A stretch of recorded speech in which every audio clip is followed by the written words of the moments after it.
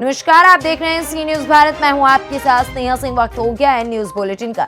इस बुलेटिन में हम जानेंगे कहां छापेमारी के दौरान बालू से लदे 2 ट्रैक्टर हुए जब्त, कहां एंटी करप्शन टीम ने एआरपी अधिकारी को रिश्वत लेते पकड़ा, कहां सरकारी खजाने पर सेंध लगा रहे हैं सरकारी अधिकारी। ऐसी तमाम खबरों पर विस्तार से करेंगे चर्चा। तो चलिए शुरू करते हैं खबरों का सिलसिला। बुधवार को शिकारीपाड़ा अंचलाधिकारी राजू कमल ने क्षेत्र भ्रमण के दौरान तेलंगापाड़ा में बालू लदा 2 ट्रैक्टर को जब्त कर लिया। जब्त दोनों ट्रैक्टरों को शिकारीपाड़ा ब्लॉक मैदान में लाके खड़ा कर दिया गया और शिकारीपाड़ा थाने के हवाले कर दिया गया। अंचलाधिकारी ने बताया कि जब्त ट्रैक्टरों को लाने में क्रम में एक व्यक्ति द्वारा ट्रैक्टर को तेलंगापाड़ा में नहीं दिए जाने जा रहा था और इस दौरान कर्मचारी से उस व्यक्ति के द्वारा धक्का मुक्की भी की गई।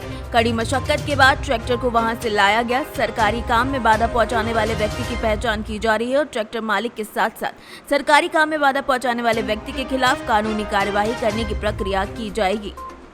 दुमका से सी न्यूज संवाददाता सद्दाम की रिपोर्ट। झांसी के मऊरानीपुर ब्लॉक के खंड शिक्षा अधिकारी के कार्यालय में तैनात एआरपी गजेंद्र कुमार को रिश्वत लेना भारी पड़ गया, जहां एक शिक्षक के द्वारा एंटी करप्शन टीम को शिकायत की गई, जिसके बाद आज टीम ने एआरपी गजेंद्र कुमार को रंगे हाथों 2000 की रिश्वत लेते हुए गिरफ्तार कर मऊरानीपुर कोतवाली लाया गया है, जहां कार्यवाही अमल में लाई जा रही है। क्या मामला है, आज क्या कार्रवाई हुई है?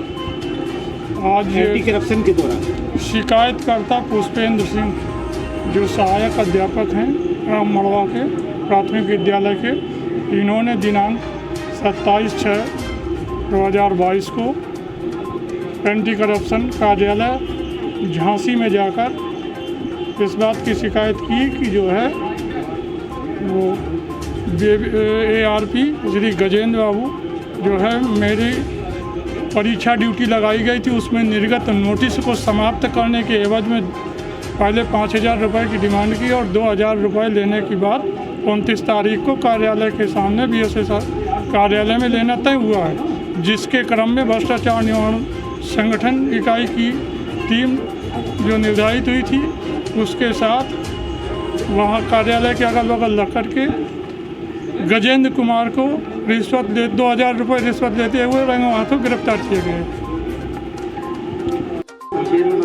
आपका क्या नाम है, क्या आपकी शिकायत थी? पुष्पेंद्र सिंह। मेरी शिकायत ये थी कि जो बोर्ड परीक्षाएं ड्यूटी गई थी उसका एक नोटिस जारी किया गया था खंड शिक्षा अधिकारी महोदय के द्वारा, तो उसके एवज में कि कोई कार्रवाई ना हो पाए आप पे, इसके एवज में मुझसे पैसे मांगे गए थे और पैसा लेना बीआरसी मऊरानीपुर के गेट के सामने तय हुआ। और आप किस पद पे हैं? हम सहायक अध्यापक। कि कहाँ पर तैनात हैं आप? हम प्राथमिक विद्यालय मड़वा में तैनात हैं और हमारे जो मार्गदर्शन हैं उनसे थोड़ा हमने मार्गदर्शन लिया। विजय पटेल यूटा 1739। एआरपी के बाबू ने आपसे कितने पैसे की डिमांड की? 5000 रुपये की डिमांड की थी, लेकिन बाद में 2000 रुपये लेना तय हुआ था। तो आज आपके द्वारा 2000 रुपये? हाँ, 2000 रुपये दिए गए। झांसी से सी न्यूज संवाददाता राजीव सक्सेना की रिपोर्ट। एक तरफ उत्तर प्रदेश की सरकार विकास कार्यों के लेकर गंभीर है, तो दूसरी तरफ उसी के प्रतिनिधियों से ठेंगा लगाने के लिए आगे बढ़ रहे हैं। ऐसा ही मामला जनपद मैनपुरी में सामने आया है, जहां समाज सेवी लेखराज पुत्र ब्रजराज सिंह निवासी नगला फार्म ने ग्राम प्रधान के द्वारा कराए गए विकास कार्यों की आरटीआई के तहत वर्षवार सूचना मांगने के समाज सेवी को अधिसूचना मुहैया नहीं कराई गई है। तो वहीं लेखराज ने आरोप लगाते हुए कहा कि धरातल पे कोई काम नहीं हुआ है, लेकिन धनराशि निकाल ली गई है, जिसका अधिकारियों को भी सीधा जवाब देना होगा। अच्छा, ये जो ना सूचना जो आपने डलवाई थी कि आपकी ग्राम सभा जो है मल्ला मई, इसमें जो है ना घोटाला हुआ है, तो आपने सूचना मांगी थी आरटीआई के तहत, क्या सूचना आपको मिल पाई? सूचना नहीं मिल पाई। सूचना मिली वो गलत मिली थी, उस पर हम हाई कोर्ट गए, दोबारा हमने डाली वहाँ पर, दोबारा सुनवाई की गई, उस वक्त भी सूचना गलत मिली। तो आयोग ने हमसे कहा यहाँ सूचना दिलवाई जाती है, जांच जिलाधिकारी या सीडीओ करवाएं। मैंने जिलाधिकारी को भी एप्लीकेशन दिया, सीडीओ को भी दिया, किसी के आदेश पर भी हमारी सूचनाओं का मिलान नहीं कराया गया। अभी तक मिलान नहीं मिलान। अच्छा, का जो मिलान की बात करें तो किस तरह के जो है ना विकास कार्य कराए हैं आपके? क्या सूचना हमारी मिलान करा दी जाए, उन्होंने सूचना गलत दी है, सही दी। अगर सही दी है तो उनकी जाँच कराएंगे। और गलत दी तो गलत सूचना में क्या होगा। अच्छा, ये जो सूचना जब आपने डाली थी तो कौन प्रधान था, किसके कार्यकाल में का विकास कार्य? खुदीराम प्रधान थे जी। तो ये कब से आप जो ना मैंने उनकी पूरी सूचना मांगी है। अच्छा, कब से सूचना, ये पक्की सूचना मांगने का प्रयास कर रहे हैं आप? हम 2018 से मांग रहे बराबर, अभी तक सूचना नहीं हुआ है। अगर जो बात करें घोटालों की, तो घोटाला कितना हो सकता है अगर जो इसलिए नहीं दी जा रही है? घोटाला तो लगभग 50 लाख से कम तक है ही नहीं। अच्छा। और शौचालय में तो काफ़ी घोटाला है। किस तरह का? शौचालय के उन्हें खाता 6 शौचालय जो बनवाए हैं जी। उन्होंने ईंट पीट मंगवाई, किसी को दिए किसी को नहीं दिए, हर जी नाम से पैसा निकाल लिया, तो पैसा गोलमाल किया है? गोलमाल किया है। अच्छा, तो ये गोलमाल किया है यानी कि जो है भ्रष्टाचार में लिप्त है, इसलिए सूचना नहीं दे रहा। इसीलिए तो अच्छा, तो आप लगातार 4 साल से प्रयास बराबर प्रयास कर रहे हो, करते रहेंगे। हम इस 2005 कानून जो बना है इसको देखना, ये सत्य है असत्य है। अच्छा, ये कानून ये देखना है बिल्कुल। अगर सूचना कानून RTI मिलती है। अच्छा, अब जो सटीक सूचना नहीं दी गई है आपको, अभी तक सूचना नहीं दी, 4 साल से प्रयास कर रहे हैं, तो इसमें किसी अधिकारी पे क्या कोई कार्रवाई हुई है? क्या कोई जुर्माना भी दिया गया? हाँ, किया गया है जी, बताएं। खंड प्रकाश अधिकारी अजय पाल सिंह पर 25,000 का जुर्माना किया गया सूचना न देने पर, और अभी सूचना नहीं दे रहे हैं जुर्माना होने पर भी। तो इसके मतलब जो ना सारे अधिकारी भी क्या मतलब इसमें हो सकता है, वही तो जाने खुद क्यों नहीं देते हैं, क्या कारण भ्रष्टाचार में लिप्त है क्या? हाँ। आगे क्या मांग है आप? हमारी मांग ये है कि उत्तर प्रदेश सरकार ने जो पैसा दिया है उसका घोटाला हो रहा है, हमको ये सूचना दी जाए कि घोटाले के खुलासा हो। जिन लोगों ने घोटाला किया उनके दंडात्मक कार्रवाई की जाए, उन्हें सजा दिलाई जाए और ये काम मैनपुरी से सीनियर संवाददाता जाजी बुमन की रिपोर्ट। सुपौल में मजदूरी कर परिवार चलाने के ख्याल से मद्रास कमाने गए 19 साल के युवक की मौत के बाद कोहराम मचा हुआ है। पिपरा थाना क्षेत्र के अंतर्गत निर्मली पंचायत स्थित वार्ड नंबर 2 बेला टोला निवासी इंद्रदेव मंडल के 19 वर्षीय पुत्र प्रदीप कुमार 1 महीने पहले ही मजदूरी करने के लिए मद्रास गया था, जहां बुधवार को उसकी मौत की खबर सुनते ही परिवार में कोहराम मच गया। मिली जानकारी के अनुसार प्रदीप कुमार की मौत बेहद ही आश्चर्यजनक तरीके से हुई है। मद्रास से भेजे गए फोटो में फांसी लटका हुआ देखा गया है। हालांकि परिवार के सदस्यों ने बताया कि कुछ दिन पहले किसी से झगड़ा होने की जानकारी उसने फोन पर दी थी। पिता इंद्रदेव मंडल के अनुसार आपसी रंजिश के कारण मेरे पुत्र की हत्या कर दी गई, ऐसा उन्होंने कहा है। इस घटना की जानकारी मिलते ही पूरे गांव का माहौल गमगीन हो गया है। इस घटना से आस पड़ोस के लोग और परिवार वाले सदस्यों का ढांढस बांधने के लिए लगे हुए हैं। सुपौल से सीनियर संवाददाता प्रियंका कुमारी की रिपोर्ट। खबर बगहा से है, जहां गंडक नदी के साथ ही मसान नदी के जलस्तर में भी भारी वृद्धि हुई है। मसान नदी के जलस्तर में हुई वृद्धि के बाद नदी के किनारे बसे कई गांव में पानी घुसने लगा है। वहीं जल संसाधन विभाग की ओर से कराए गए फ्लड फाइटिंग कार्य भी क्षतिग्रस्त हो गया है। नदी की तेज धारा के आगे जल संसाधन विभाग के द्वारा किए गए कार्य को धाराशायी होते देर नहीं लगी। मसान नदी के किनारे बसे रामनगर व बगहा 1 में झरमुहिया गाँव के लोगों ने प्रशासन से पहल करने की अपील की है।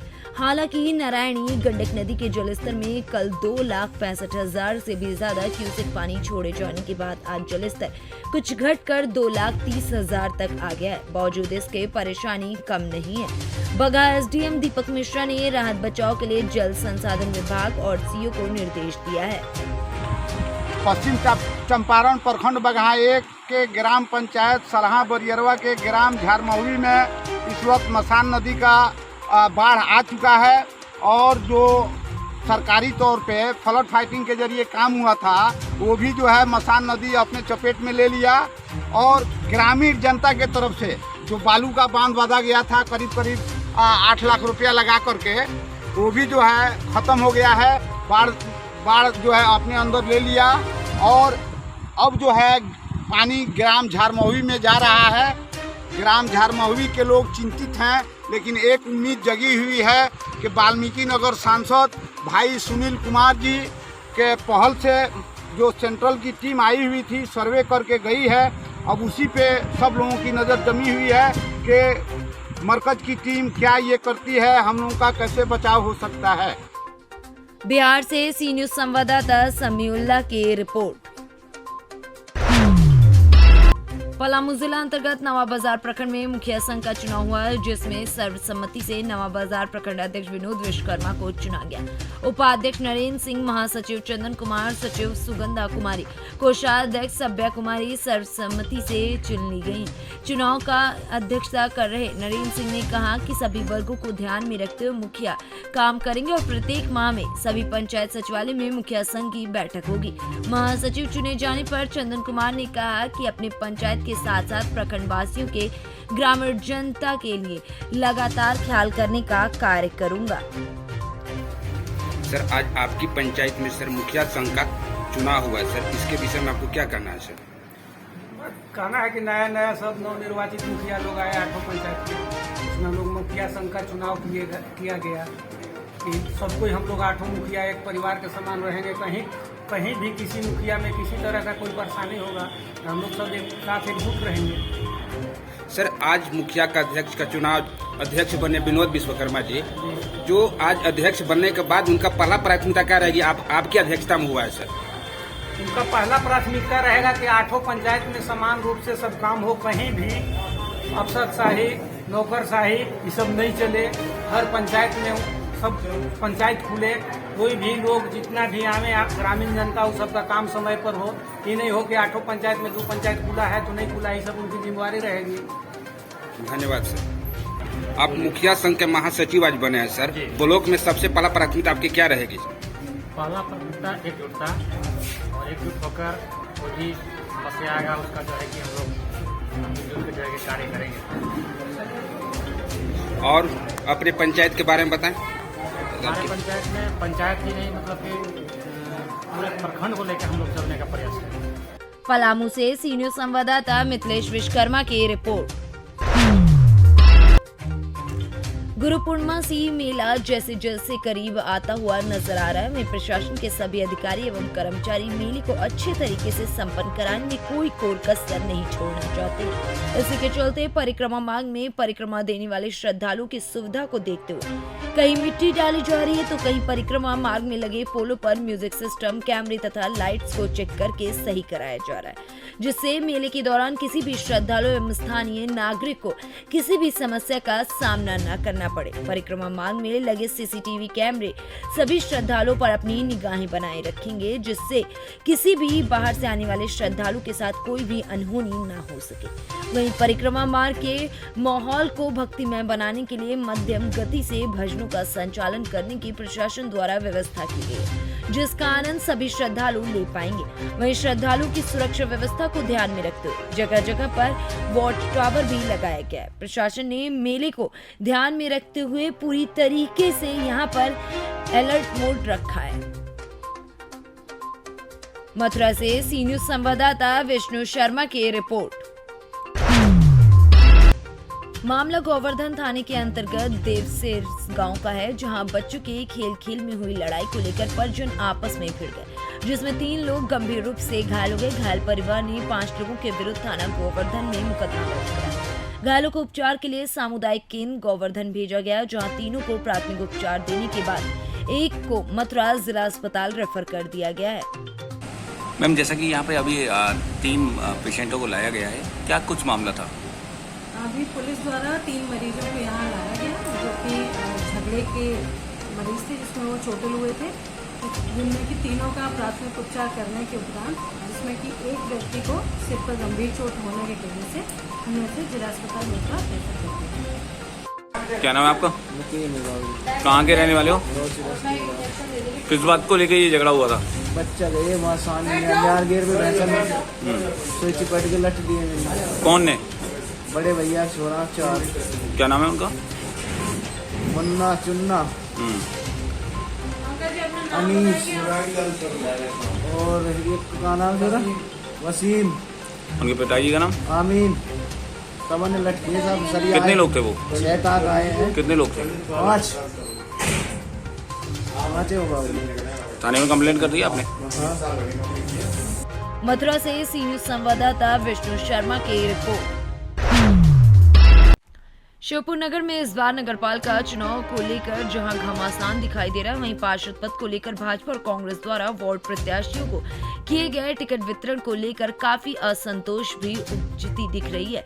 ऐसा ही एक माहौल श्योपुर नगर के वार्ड क्रमांक 7 में सामने आया, जहां कांग्रेस के चुनाव कार्यालय पर ताला जड़ा दिखाई दिया, तो वहीं वार्ड 7 के पार्षद प्रत्याशी के वार्ड भर में कहीं भी बैनर, झंडे, पैम्पलेट दिखाई नहीं दिए, जिससे अंदाजा लगाया जा सकता है कि नगर के वार्ड क्रमांक 7 में कांग्रेस द्वारा प्रत्याशी की मंशा के विपरीत टिकट दिए जाने के चलते कांग्रेस के चुनावी कार्यालय पर ताला लगा है। वहीं प्रत्याशी चुनाव में रुचि भी नहीं ले रहा है। इतना ही नहीं, मीडिया से रूबरू होने पर वार्ड क्रमांक 7 से कांग्रेस प्रत्याशी गिरिराज अग्रवाल ने बताया कि मैं वार्ड क्रमांक 6 में निवास करता हूं, जहां मित्रता के दबाव के चलते वार्ड 7 से कांग्रेस के टिकट पर चुनाव लड़ रहा हूं। ना तो मेरे पास कोई खास टीम है, ना ही कांग्रेस के वरिष्ठ नेताओं का मुझे सहयोग मिल रहा है। जहां चुनाव कार्यालय के शुभारंभ पर कांग्रेस के वरिष्ठ नेताओं द्वारा मुझे आश्वस्त किया गया था कि आपका हम सहयोग करेंगे, लेकिन कार्यालय के उद्घाटन के बाद से अभी तक कांग्रेस के किसी भी नेता ने वार्ड 7 की ओर रुख नहीं किया है। ऐसे में मेरे द्वारा प्रचार प्रसार कर जनसंपर्क करते हुए प्रयास किया जा रहा है। जहां हार जीत का